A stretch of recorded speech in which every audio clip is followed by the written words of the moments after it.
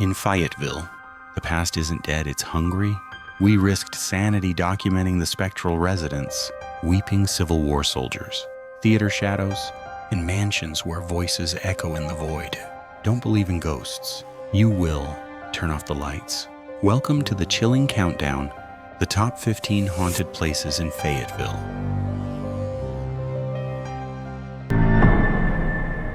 One, Tilly Willy Bridge, Fayetteville. The S.R. 1109 Bridge, spanning a shallow tributary near Fayetteville, is locally known by the mocking, grim title of Tilly Willy. It is an aging, rusted steel truss structure perpetually draped in shadow. Even at noon, suggesting a permanent meteorological anomaly. The air around the crossing is notably colder than the surrounding pines. An environmental factor many attribute to the creek's sluggish current and the sheer weight of tragic history condensed around the iron skeleton. It is not merely a haunted location. It is a fixed point of intense residual malice. The origin of the name and the terror dates to 1932, a time when the original structure was little more than splintering timber. The local legend chronicles the demise of Lily and William, a young couple attempting to elope, whose Ford Model A veered sharply and plunged through the flimsy railing into the deep ravine below. They were killed instantly. Their bodies recovered 3 days later, mangled and waterlogged. Immediate witnesses reported the unnerving silence following the crash was intermittently broken by thin, frantic cries that seemed to emanate not from the victims, but from the rising mist above the creek bed. Today, the spectral activity is reported to be highly focused and interactive. Drivers who cross the bridge after midnight often report instantaneous electrical failures. Headlights die precisely over the center span, plunging the traveler into absolute blackness, accompanied by a sudden, sharp temperature drop inside the vehicle. More physically invasive are the accounts from those who stop. It is claimed that if one leans over the guardrail and peers into the dark water, a distinct, icy pressure will be felt against the small of the back, a sudden shove intended to replicate the lover's fatal descent. The entities bound to Tilly Willy Bridge are not passive echoes. They are jealous and possessive of their watery tomb. These hauntings are believed to be an active, vengeful attempt to drag the living into the perpetual, cold company of the dead. The bridge stands as a constant, silent invitation, a rusted steel trap waiting for the next victim to share the chilling, eternal plunge into the Fayetteville dark.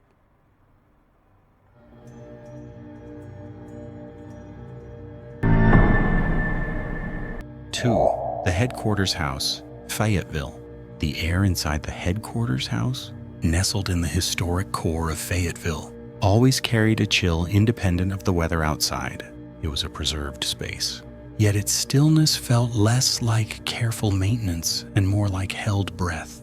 Built in 1867, the stately brick structure served as the local U.D.C. chapter headquarters. But its true notoriety stemmed from the decades it spent anchoring the grief and the buried violence of the Civil War era.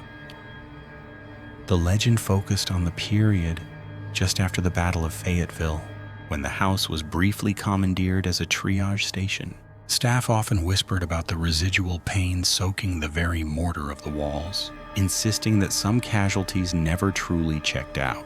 The most persistent spectral tenant is known simply as the clerk. Visitors and historians alike report encountering a sharply dressed, severe man on the landing of the main staircase. He is never seen fully, only sensed as a solid shadow or a sudden drop in temperature, accompanied by the distinct smell of sulfur and old ledger paper. His appearances are always preceded by the faint, rapid sound of a pen scratching, a relentless, dry noise emanating from the second-floor office. Even when the room is empty and locked, researchers once tried to record ambient sound in the office and captured only a low, rhythmic moan buried beneath the audible white noise. However, the house's darkest secret resides in the parlor, where a particularly graphic amputation was supposedly performed. Curators frequently find antique medical instruments rearranged overnight, sometimes deliberately marred with dust that was not there before. Worse are the disembodied screams. They manifest only when the house is empty, always between 2 and 3 in the morning, echoing down the empty halls, a sound that staff describe not as an echo, but as a live recording of pure agony. These occurrences are not malicious, but possess a weary persistence, a bureaucratic haunting that refuses to finalize the paperwork of death. The headquarters house does not seek to scare its living occupants. It simply continues its terrible, silent operation. Even today, on quiet nights, the scratching pen of the clerk can be heard tallying losses that the town and the nation have yet to fully account for.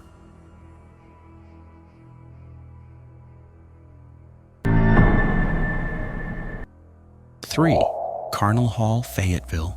The stone edifice of Carnall Hall stands as an elegant anomaly on the University of Arkansas campus, its stately architecture belying the chilling thermal shifts and auditory anomalies reported within its walls. Built in 1905, the structure initially served as the first women's dormitory, and its foundational purpose, rigid supervision and adherence to rules, seems to have embedded itself permanently into the very structure of the building. Even after its conversion into a modern hotel and restaurant, staff and guests routinely report experiencing a palpable presence, one defined by intense scrutiny and sudden, inexplicable anger, suggesting the former standards of conduct are still being enforced by an unseen entity. The central figure in the hall's documented paranormal activity is widely believed to be Miss Ida, a former cook whose tenure ended abruptly within the building under ambiguous circumstances. Ida's spirit is reportedly highly territorial and obsessive regarding the meticulous standards she maintained in her kitchen decades ago. Employees working late in the renovated restaurant section, specifically the Old Scullery, have repeatedly noted the distinct, overwhelming smell of strong coffee or burning bacon, only for the scent to vanish instantly upon investigation of the premises. More disturbingly, kitchen utensils have been launched across the room with focused force, and the unnerving clatter of heavy pots and pans can be heard echoing from the locked and empty pantries, suggesting an endless, furious preparation for service.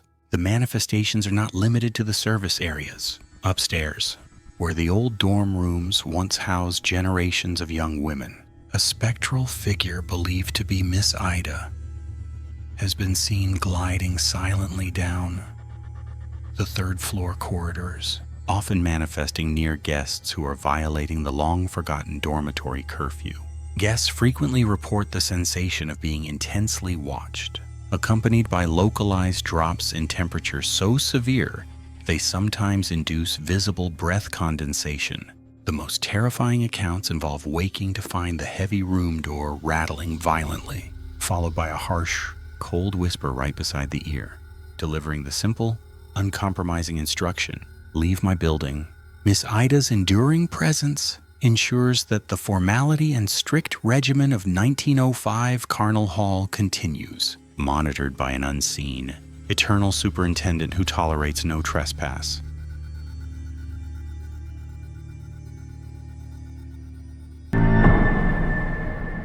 4. The Ridge House, Fayetteville. The Ridge House does not sit on the land so much as it looms over it, perched precariously on a windswept plateau overlooking the eastern sprawl of Fayetteville, shrouded in damp cedar and marked by a perpetual, unnerving stillness. The structure feels less like a home and more like a decaying sentinel. Locals treat the twisting dirt road leading up to the property with a profound respect, often citing the oppressive atmosphere as proof that the tragedy enacted within its stone walls never truly concluded. The historical accounts center on Silas Thorne, the lumber baron who completed the house in 1910. Thorne's young bride, Elara, vanished mysteriously in the winter of 1914, mere weeks after a devastating fire gutted the East Wing master bedroom. While Silas publicly insisted Elara had abandoned him, the local constable was always skeptical. Thorne lived out his remaining 40 years as a near hermit, obsessively pacing the third-floor attic and staring out at the shadowed ravines below. It is this desperate, lingering watch that forms the core of the house's documented haunting profile. The phenomena reported by contractors and occasional trespassers adhere strictly to this historical pattern. The residual haunting manifests most powerfully in the ruined master wing, where a cold spot perpetually correlates with the overwhelming scent of burnt cedar and a faint, antique lavender perfume. More frightening, however, is the intelligent activity that centers entirely on the attic. Witnesses consistently report the slow, deliberate tread of heavy leather boots pacing across the bare wooden floorboards, often accompanied by the subtle, metallic scrape of an old telescope being shifted. The pacing invariably stops at the central dormer window overlooking the ridge drop-off, following a period of absolute silence. The sound of a deep, exhausted sigh described by one former caretaker as a sound heavy with a century of failure reverberates through the structure. The chilling conclusion accepted by local parapsychological investigators is that Thorne's spectral presence is not malevolent, but rather eternally vigilant. He continues his agonizing, century-old search, a haunting vigil demanding that all who enter the Ridge House join his hopeless hunt for what remains hidden deep within the forested slopes below Fayetteville.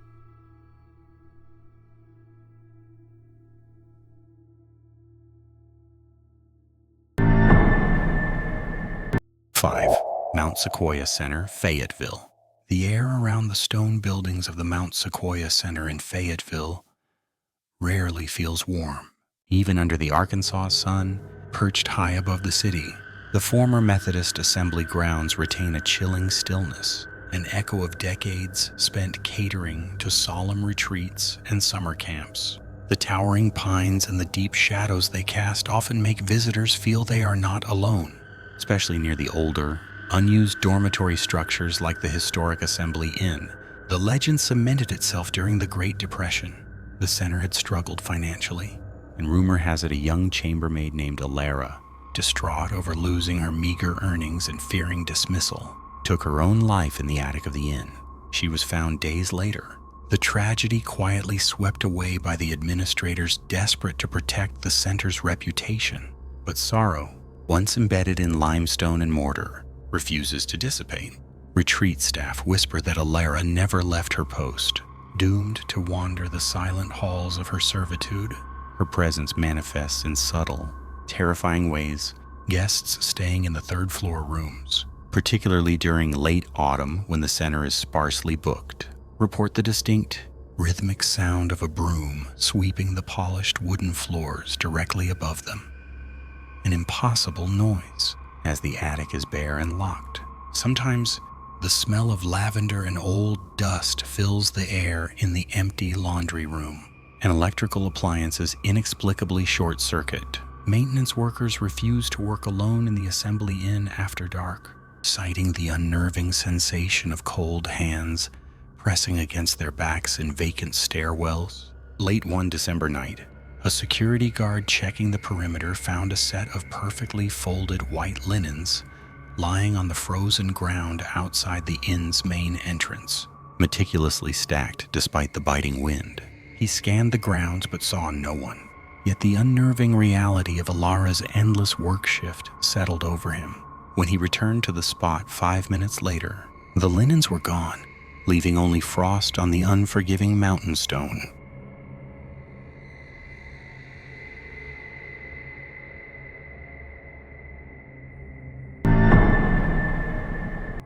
6.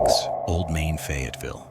The massive, distinctive facade of Old Main dominates the Fayetteville campus, its dark stone and imposing towers casting an inescapable shadow across the hill. After midnight, the quiet halls, usually buzzing with academic life, become cavernous, amplifying the sounds of the aging structure. It is within these echoing chambers that the building's century and a half of history refuses to be relegated to the past, manifesting instead as a cold, palpable dread often reported by those required to work within the structure during the late hours. Completed in the 1870s, Old Main has served continuously as the university's epicenter, housing everything from classrooms to administrative offices and even temporary residences. The most frequently cited legend involves a young woman, often identified only as a heartbroken student or an early 20th century secretary, said to have taken her own life within the South Tower overlooking the town. Her specific, localized presence is documented in dozens of staff and student accounts over the decades, suggesting not a fleeting energy, but a permanent, localized intelligence bound to the upper floors of the iconic structure. These spectral interactions are distinct and repeatable. Custodial staff consistently report phantom footsteps pacing the otherwise locked third-floor administrative wing, always originating from the area directly below the tower staircase. Lights flicker and suddenly go out despite recent electrical maintenance, only to return fully operational moments later. The most unnerving phenomenon occurs during the quietest hours of early morning. A faint, mournful humming sound, audible only in the central stairwells, often accompanied by the sudden, distinct smell of lilac perfume, a scent popular in the 1920s. Security logs confirm numerous false alarms triggered by motion sensors in unoccupied rooms that require specialized clearance. Patrols arriving on the scene find nothing disturbed, save for a sudden, inexplicable drop in temperature that technicians have been unable to justify environmentally. Old Main does not merely possess a ghost. It possesses an atmosphere of perpetual sorrow, an endless repetition of a traumatic moment sealed within the brick and mortar. Those who spend late nights there understand that they are merely temporary visitors in a space eternally governed by a silent, unhappy resident.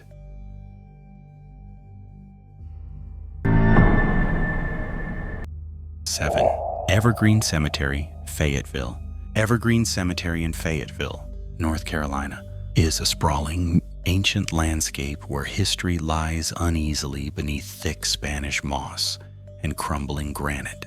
Established in 1845, it serves as the final resting place for generations, including Confederate soldiers, forgotten paupers, and the prominent figures of the region.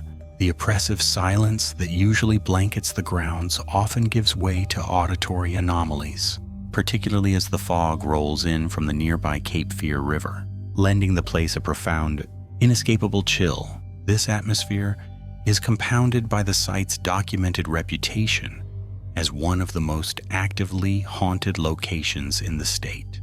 The most widely reported legend concerns the cemetery's Civil War section, a densely packed area marked by eroded sandstone markers.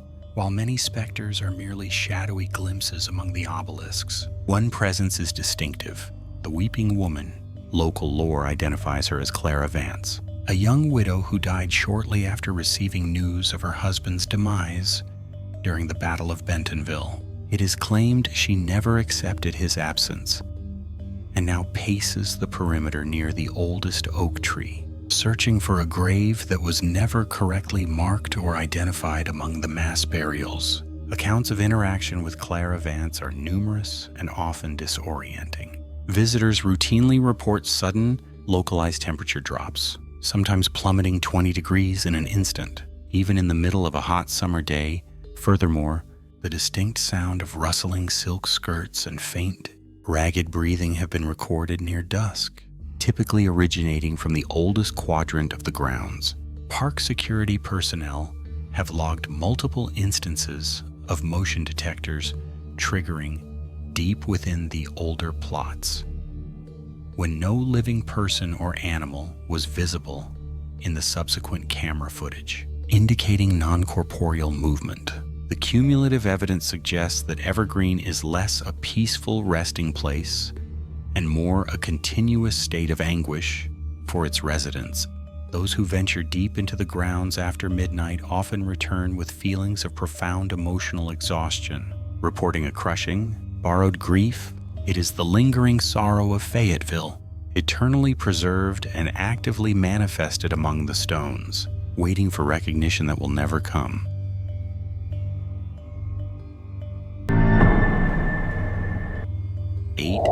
Confederate Cemetery, Fayetteville. The air over the Confederate Cemetery in Fayetteville is thick and still, burdened by the silent testimony of marble markers worn smooth by a century and a half of rain.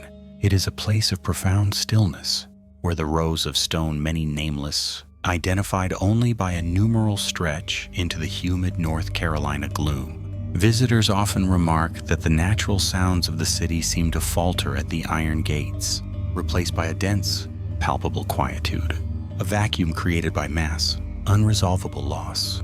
This profound silence is not peaceful.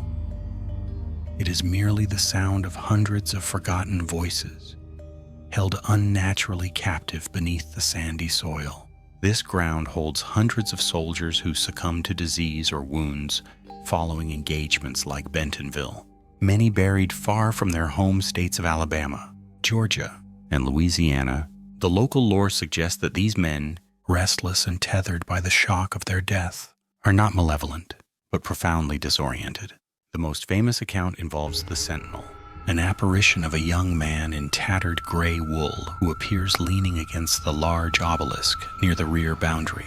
He is always searching the ground, never raising his gaze, believed to be eternally attempting to locate his unit or secure his position before a battle that has long since passed.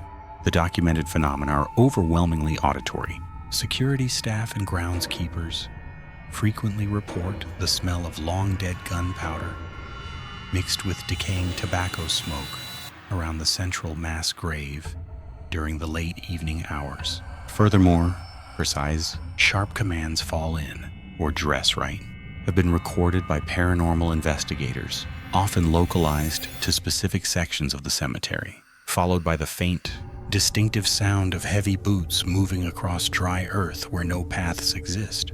Electronic malfunction is also common near the section reserved for unknown Mississippians. Cameras fail, and batteries drain instantaneously, perhaps due to the intense energy of soldiers struggling to report for one last roll call. To witness the Fayetteville Cemetery at night is to observe history refusing to settle. It is not just the memory of the war that lingers, but the ongoing anxiety of men who died, believing the battle was still being fought, forever awaiting orders that will never arrive, forever lost in the quiet fields of their adopted, permanent grave.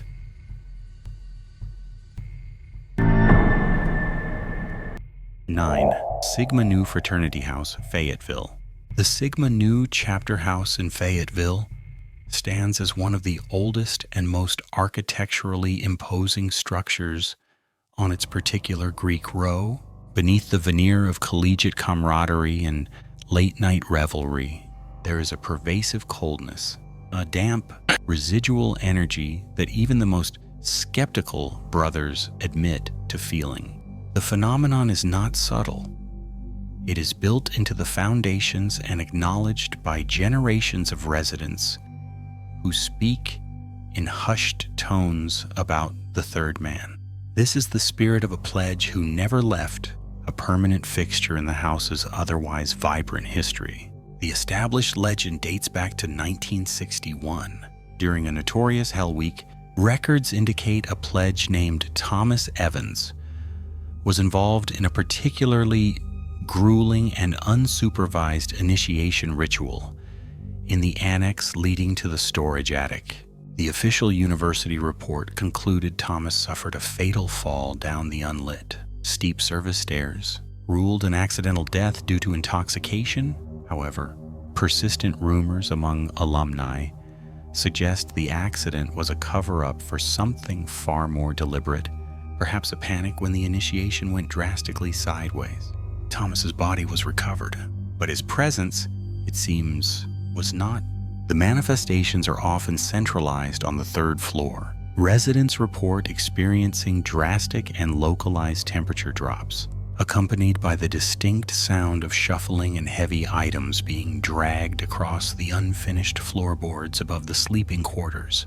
The most unnerving activity occurs almost nightly around 3:00 a.m. The specific heavy oak door to the attic, which is consistently chained and padlocked from the exterior, will violently rattle and sometimes slam open.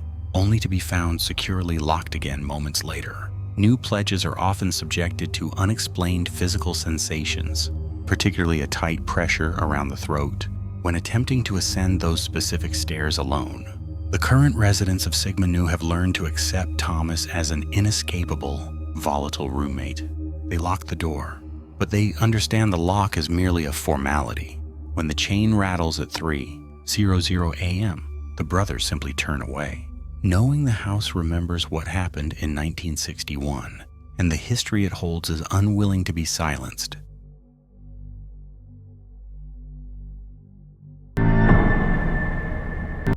10. Stone Chapel, Fayetteville. The stone chapel near Fayetteville doesn't sit right with the surrounding landscape. It crouches, an aggressive hump of granite and ill-fitted mortar, perpetually damp even in August. Locals whisper that the stones themselves were quarried from a burial ground disturbed by the original builder, Elias Thorne, a man obsessed with eternalizing his shame after his bride-to-be, Clara, hanged herself in the incomplete belfry rather than marry him. Thorne finished the structure alone, locking the heavy oak doors upon completion and vanishing, leaving the chapel as a monument to broken vows and lingering sorrow. The history bleeds into the present. Investigators consistently report sharp, localized drops in temperature around the altar, often accompanied by the distinct smell of ozone and wet wool. But the true terror is reserved for the tower.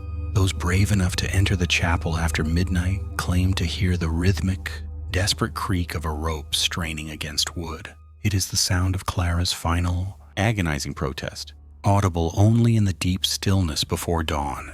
The manifestations are overwhelmingly auditory and tactile.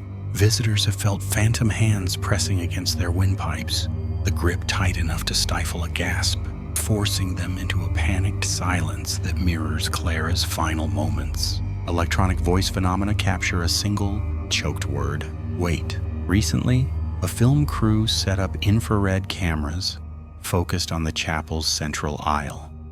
The footage, reviewed later, showed a momentary flicker, a blurred, elongated shadow swaying slightly, impossibly high above the floor, before snapping out of existence. The chapel is not a place where peace resides. It is a repository of violent regret, a structure built on a foundation of unquiet earth and unforgiven spirits. The granite walls hold the cold, hard proof that some tragedies refuse to decay. When the wind whistles through the broken panes, it sounds less like a breeze and more like a collective sigh of dread, reminding everyone that Clara Thorne is still waiting, forever suspended in the silence of her final rejection.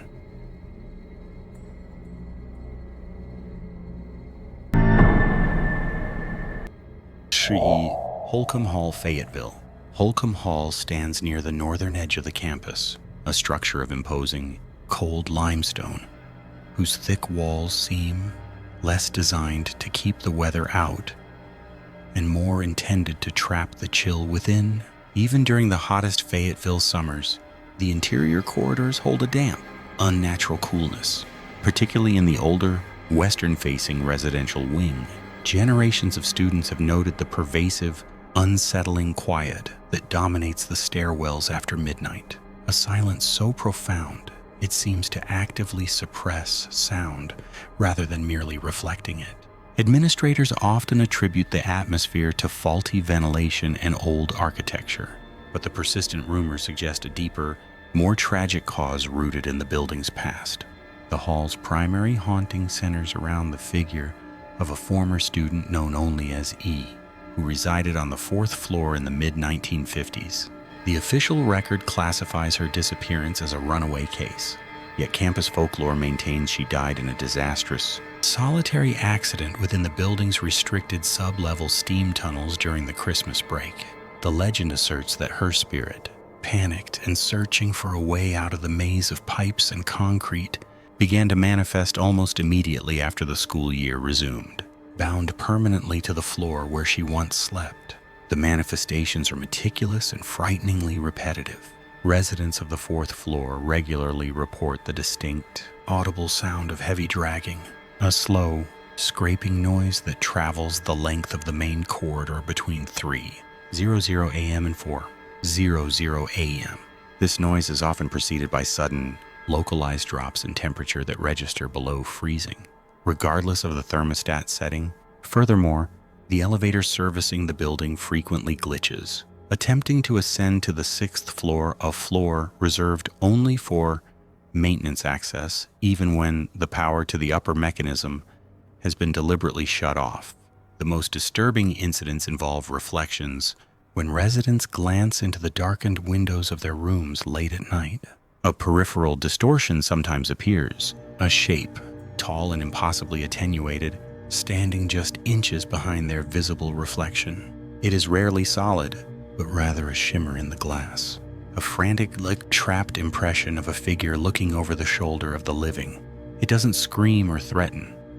It simply remains, frozen in a state of eternal, terrified vigilance, until the viewer turns their head to confirm the presence, at which point the reflection instantly clears, leaving behind the profound, terrifying knowledge that they were undeniably observed.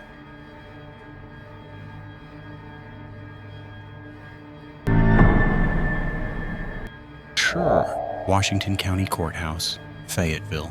The Washington County Courthouse in Fayetteville is a grand, imposing structure of weathered stone, its clock face perpetually shrouded in the gloom of the surrounding oaks. Late autumn evenings here settle with a profound, unnatural silence, broken only by the clang of the heating pipes deep within the antiquated municipal building.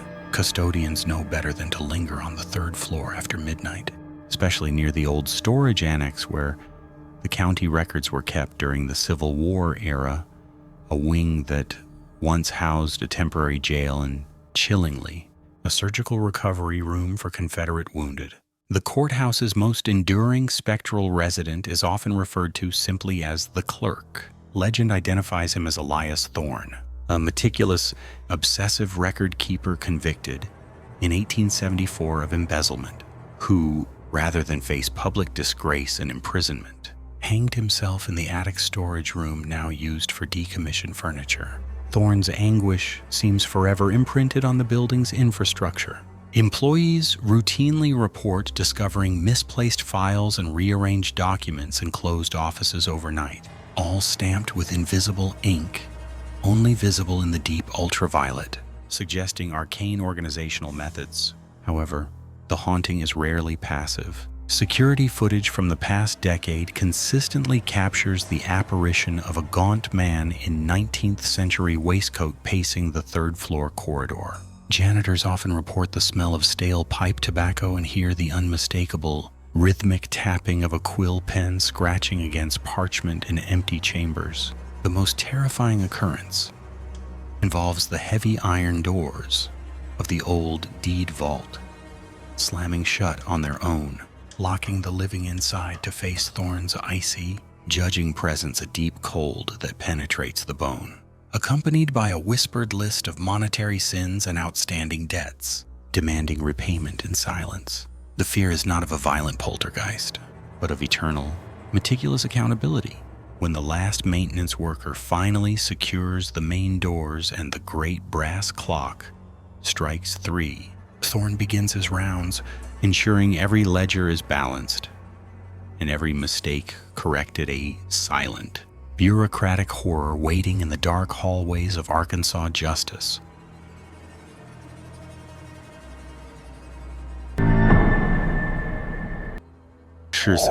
Fulbright Dining Hall, Fayetteville. The air in Fulbright Dining Hall, even during the frantic midday rush, always holds a peculiar, chilled stillness, a scent of old grease and something indefinably mineral. Late at night, however, when the steel tables gleam under the emergency lights and the industrial dishwashers are finally silenced, the vast, echoing room becomes genuinely oppressive. It is here, locals whisper, that the residual horror of the building's previous occupant lingers, woven into the very structure of the foundation, the old Washington County Asylum. Demolished in 1968 to make way for the university expansion, legend claims the kitchen staff suffers the worst of it. The walk-in freezer is notoriously unreliable, but not because of mechanical failure. Workers report seeing their breath fog in the refrigerated compartment, but only to vanish abruptly as a shadow passes the frosted glass panel. The most persistent presence is that of the cook, a patient from the asylum era who was committed after poisoning several staff members. They say he never left. Trapped in the cycle of preparation and malice, the haunting typically peaks during the pre-dawn setup. Utensils will fly off magnetic racks. Raw meat slabs, stored securely overnight, are sometimes found rearranged into crudely formed, grinning faces on the stainless steel prep counter.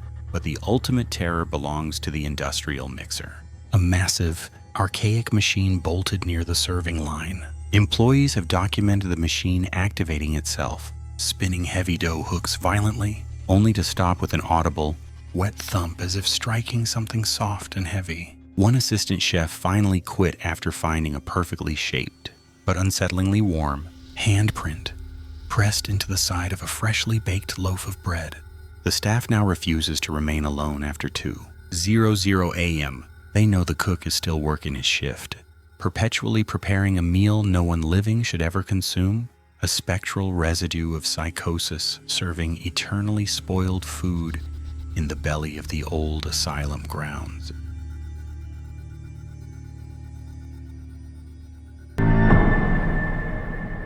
The Arkansas Air and Military Museum, Fayetteville. The chill in the hangar was not the expected dampness of old metal and concrete, but a deep, bone-aching cold that defied the sweltering Arkansas night. Outside, the cicadas hummed, but inside the Fayetteville Air Museum, only silence reigned, broken by the occasional groan of the building settling. It was past midnight, and only the security guard, a former Marine named Callahan, remained. He held his flashlight beam steady on the massive, skeletal silhouette of the Douglas C-47 Skytrain, the old girl that had flown missions in 3 wars. Legend among the staff held that the museum was anchored not just to the ground, but to the spectral remains of its pilots and mechanics. The most persistent presence was attributed to the restless soul of Lieutenant Elias Thorne, a young navigator whose B-25 Mitchell bomber suffered a catastrophic mid-air collision during a training exercise near here in 1944. They found his dog tags 3 decades later, embedded in a section of wing recovered from a nearby creek bed. Thorne was reportedly desperate to complete his final flight plan. Callahan paused near the restored Huey helicopter, its plexiglass dome reflecting the harsh beam. He heard the sound then. Not a footstep, but the distinct, rhythmic clack, clack, clack of an old teletype machine operating somewhere in the administrative office's offices that had been gutted and unoccupied for years. As he crept closer, the air grew heavy with the smell of ozone and burnt oil. He rounded the corner into the storage bay where retired radios sat stacked. A faded flight chart lay unrolled on the floor, perfectly flat, though the bay door was sealed. The plotted line, drawn in fresh, dark graphite, indicated a desperate, impossible course correction. He scrambled backward, raising his radio to report a break-in, but the only response was static laced with the faint, hurried sound of a desperate whisper attempting to recite coordinates.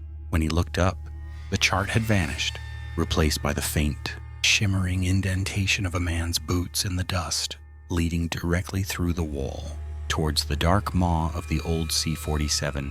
Callahan didn't bother checking the rest of the building. He simply logged the shift as uneventful, knowing that Thorne had finally navigated his way through another lonely night. 15. Futrall Hall, Fayetteville. The silence around Futrall Hall, deep in the Fayetteville campus, always felt pressurized, a physical weight beneath the oaks and maples.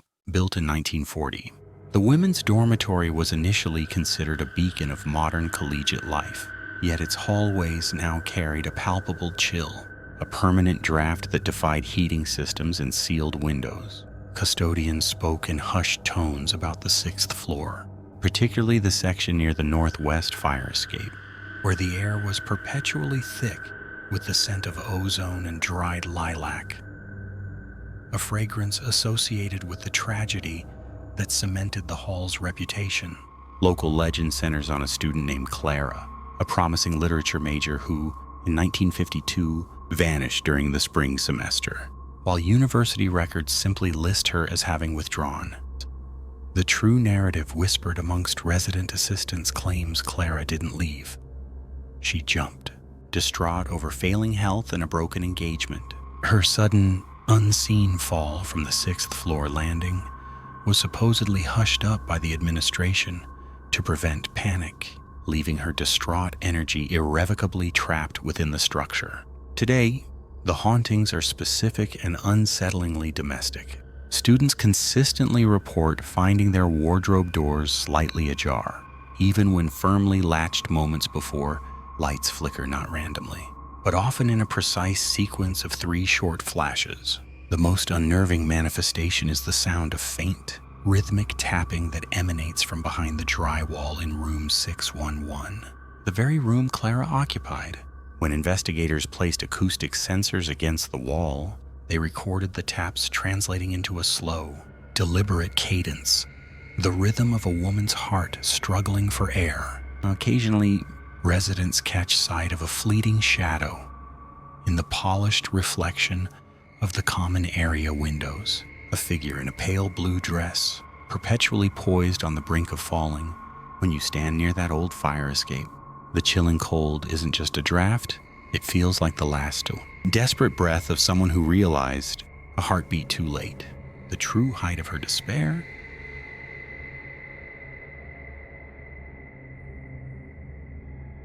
And that wraps up our countdown of the top 15 haunted places in Fayetteville. Tell us in the comments below which location gave you the biggest fright. If you survived this video, please like and subscribe for weekly deep dives into the unknown.